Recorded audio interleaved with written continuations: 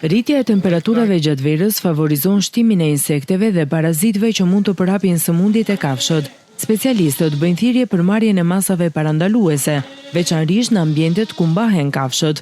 Mushkonjat dhe insektet e tjera mund të shërbejnë si bartëse të sëmundjeve, ndaj rekomandohet trajtimi dhe dezinfektimi periodik i stallave, si dhe mbajtja e tyre në kushte të pastra dhe të kontrolluara. Një tjetër problem që prek veçanërisht kafshët e imta është piroplazmoza, ndaj lufta kundër insekteve dhe parazitëve, mbetet një nga masat kryesore për mbrojtjen e shëndetit të kafshëve. Sëmundjet kryesore dhe që janë problem për njerëzimin janë zoonoza. Që quhen ndryshe, sëmundjet që kalojnë nga kafshët në njerëzit, ose dhe anasjellta. Në këtë stinë shtohen vektorët që prapin të sëmundje.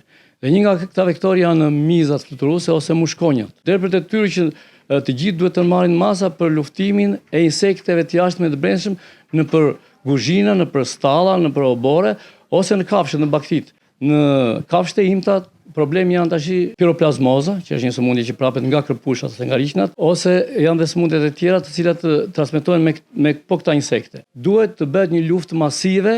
Sipas vizitave të veterinerit në ferma, fermerët po tregojnë gjithnjë e më të kujdesshëm për shëndetjen e kafshëve, duke zbatuar masat e nevojshme parandaluese dhe duke kërkuar në kohë ndihmën e specialistëve.